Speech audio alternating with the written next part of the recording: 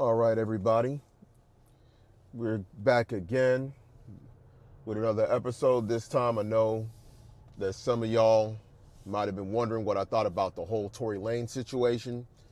Of course, I wanted to wait a couple of more days as more information kept on coming out concerning what happened with Tory Lanez in the California State prison system and the attack. And there's a lot of misinformation. Unfortunately, a lot of people jump to conclusions about certain things about the situation. One, the guy that did it was a man. I believe he was from Lancaster. He was part of a Mexican gang when he was active. However, it was a guy who's serving life in prison. When he was about 20 years ago, he actually killed his 13-year-old girlfriend, who was a runaway. She ran away from home. She ended up living with him. He was 20 years old at the time. She was 13. They had an argument and a disagreement, and within the midst of that disagreement, he pulled a shotgun on her and pretty much shot her in the head, thus ending her life. And because of that, of course, he gets convicted, and he ended up in prison for life. And if you know anything about California politics, especially in the prison, because of the nature of his crime against an underage, and it was a murder, and he was basically considered a child molester on the yard, he could not be a Sereno. So anybody who's saying that it was a Sereno or the Mexican mafia or the cartel, you don't know what you're talking about.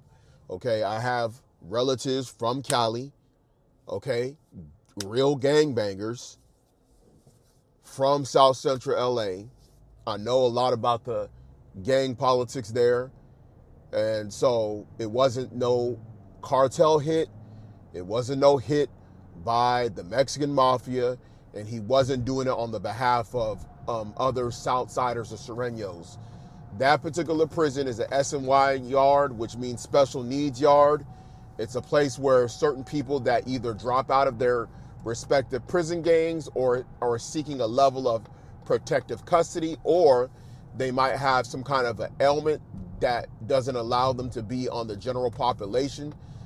Therefore, it's called special needs yards. However, these yards are very dangerous and they're very unpredictable because there's really no structure, because you don't have these other prison gangs like Norteños or Serenos that are able to, control the politics on these yards, because all these gang members, especially the Hispanic side, they're dropouts.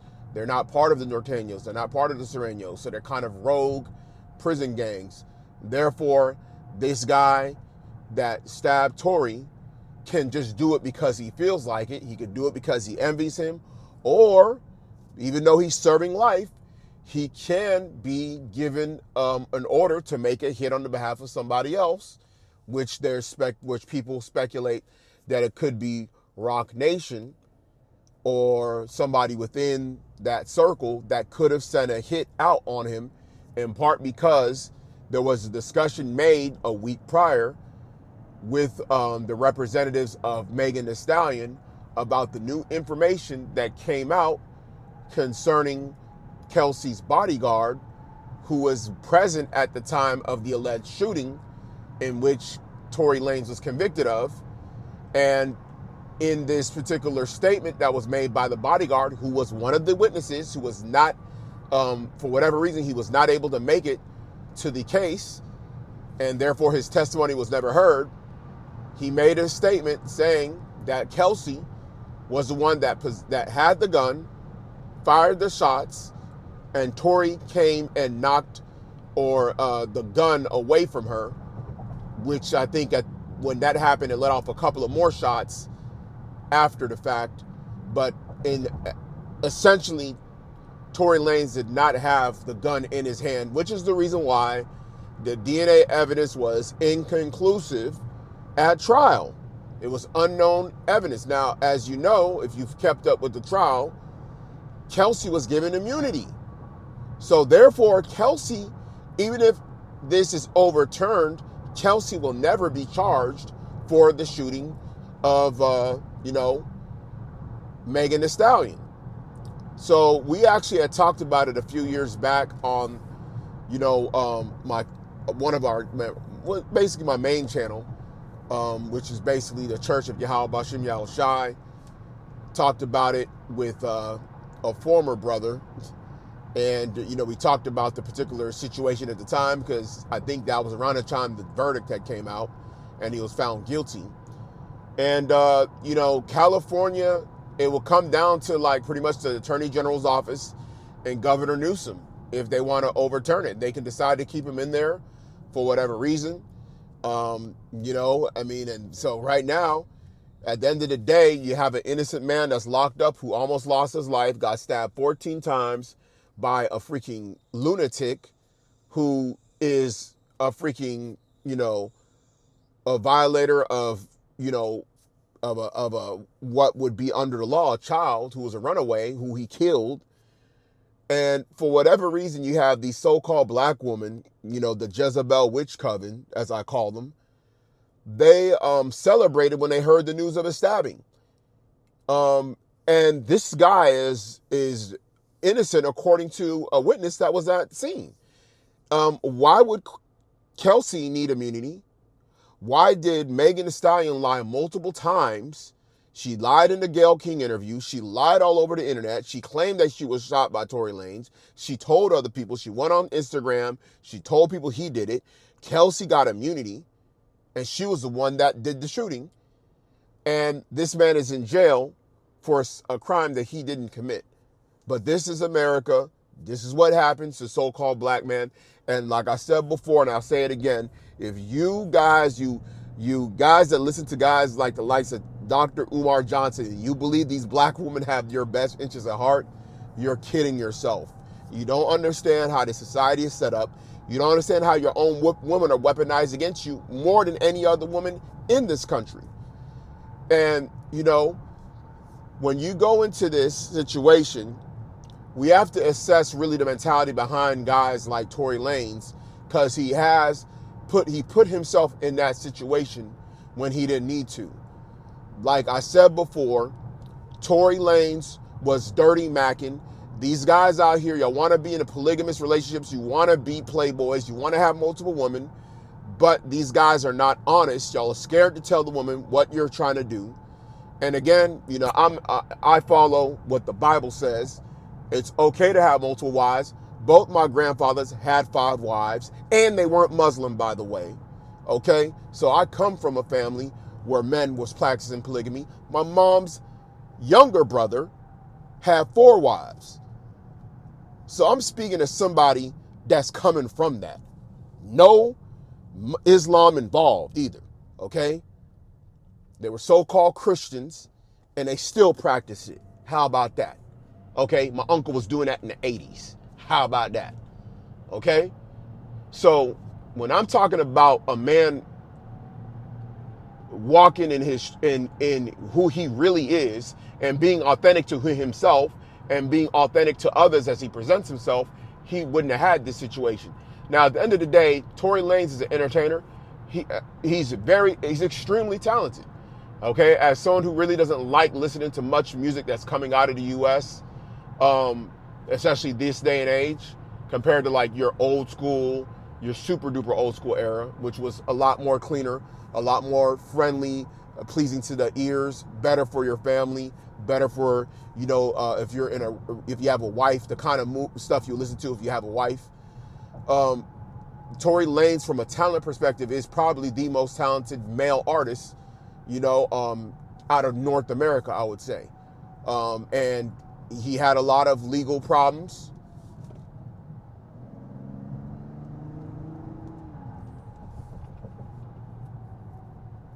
He had a lot of legal problems in regards to this situation. He also had a situation where he had a dispute with his label. I don't know which one it was. It's one of these big labels. There's really only 4 of them, and there's a bunch of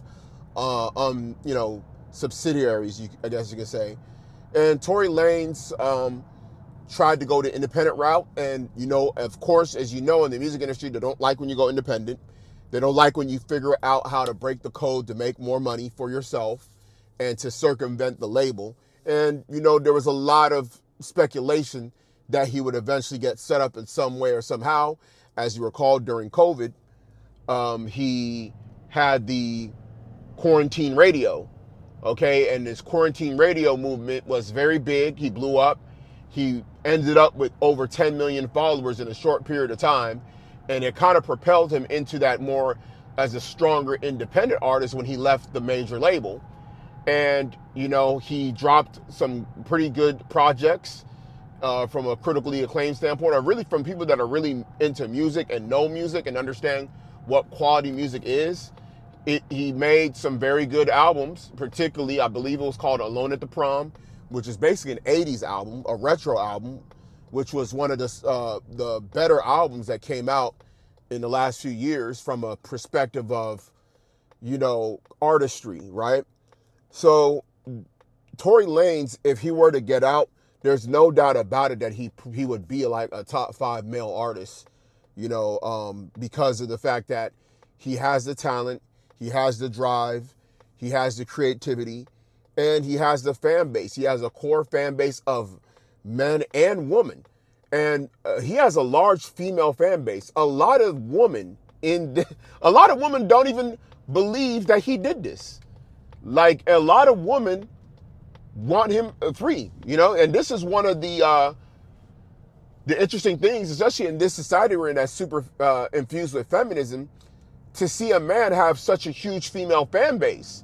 And it's not on some R. Kelly type stuff where people have nostalgia. People really believe that he was innocent. A lot of people don't trust the character of Megan Thee Stallion and the information that came out. And he didn't seem as the type of guy that would actually do this to a woman.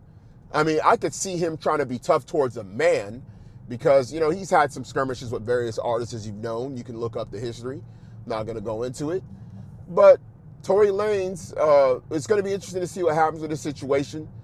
I will say this, is that with him being a music artist, and the music industry is very full of vanity, it's full of a lot of flash, a lot of bling. And due to that, a lot of times these guys, they feel the need to tie themselves to other female artists and, you know, very loud personality of females. And they don't like the more meek type woman that will not bring too much attention to their own personal situations. As you know, he was, the night that happened, they were at Kylie Jenner's house and he was there with Kelsey and Megan. That's when, I guess at some point, it was found out that there was, that they had, you know, that he was messing with both of them, which led to the argument. And interestingly enough, Kylie Jenner was feeling him. As you know, I think Kylie Jenner had just broken up with Travis Scott, who's also from Houston, just like Megan, from Houston. And she was essentially a free agent. And Tory Lanez was actually, you know, he was doing it big as far as his popularity was rising very fast from the time of the quarantine radio era. So Tory Lanez was in a position where he potentially could have been dating Kylie Jenner if he wasn't dealing with Megan Thee Stallion and Kelsey, Megan's friend. But they both were willing to set him up because at the end of the day, they're friends. They were part of the sister code. And part of the sister code is lying, even lying on men, lying on so-called black men. You know, all these people out here telling you the black woman is going to look out for you and have your back, is going to do what's right by you. They lying to you, okay? We in Babylon every day. You read the news, the stuff that comes out. You see the stories. Go to YouTube. You'll see black women setting up black, so-called black men every day. Every day, okay? They setting them up every day. They doing them dirty. So just because a woman's black don't mean she's a good person. Okay, so you still would have to vet who you're dealing with. And it'd be very interesting to see if he does come out, what kind of woman he deals with. I will say this, I do know of at least one woman, I forgot her name, she's like from Jersey. She's so-called Latina. and that was one of his close friends that was holding him down during that time. But I think she just popped up like a second baby. She had a baby already, but they were like kind of close friends. So I don't think that's going to happen if he comes out as far as them being together. She got two babies, I think, by two different men. But, very interesting situation with the Tory Lanez. We're going to kind of keep it up to date on what's going to happen with this guy. There is no telling if he's going to be able to come out. He's still recovering from those wounds. He could have lost his life. And we're going to see if they're going to put him back in that same place after he recovers, or if they're going to be able to keep him in some kind of a situation where he's away from prison and where he's able to seek his situation to be appealed and overturned. It's a very crazy situation, but we're in a Babylonian system where even if you're innocent and information comes out that you are, there's all kind of technicalities as to why the evidence shouldn't be listened to or heard in a retrial or looked at to be overturned. I think in part because this isn't like what you would call a murder case. A lot of times when it's like a murder case, they're probably more likely. That's why you see a lot of those exonerations that you see from these innocent projects. A lot of them are from situations of, grape, if you know what I mean, and also situations where a murder was involved, and those are very pressing cases because those have big football numbers or even sometimes life sentences or even death penalties attached to them, and sometimes they get more looked at than others. So we're gonna have to see what's gonna happen with this situation. In regards to Kelsey and Megan, not surprised. Women are they'll throw you under the bus to free themselves. At the end of the day, because the society gives them power to do so. As far as Megan, her career is nosediving. No one's really listening to her. There's not many male artists that are willing to do songs with her. She's not on. There was a time when she probably would have been like a top 3 female rapper, or she probably was. I want to say when they dropped that song, her and Nicki Minaj dropped "Hot Girl Summer." I forgot what the dude's name is, but he had the hook. And but really, she's not even top 3 female rapper right now in regards to spins on the radio. Heck, I don't think she's even bigger than Sexy Red right now, oddly enough. You know what I'm saying? So that's how bad her situation is. But she has a large follower account on Instagram. A lot of this stuff is marketing as well. She can still do little arenas and stuff like that and do little appearances here and there. And she is managed by Rock Nation at the end of the day, and looks like they're willing to do anything they can to protect her for whatever reason. So I'd say this: any man that's in the industry or athlete or whoever that is willing to deal with Megan Thee Stallion, you are bigger than a fool. I mean, Partisan Fontaine was made look very bad because he was with her throughout that whole ordeal, especially afterwards, and it was found out during the trial that she was getting smashed down by other rappers, including the baby, and he still stuck around with her. And all these B-dubs on social media was saying about how Partisan Fontaine is such a good man and how he's sticking by her and yada, yada, yada. This is just the same old goofy stuff these women be saying. What a real man he is. Okay, whatever. Y'all don't even be knowing what the heck you talking about. Y'all don't even know what a real man if he was sitting right in front of you. So miss me with that stuff. That's why we don't listen to women over here. Okay? Will might acknowledge something the woman says, broken clock is right twice a day. But for the most part, man, we as men gotta, deal with each other and talk about what's really real and change our behavior in regards to some of these females. Okay? So, but that's pretty much what it is. If another update comes up with this situation, I will probably address it. But another time, again, it's a spiritual art of war. Signing off.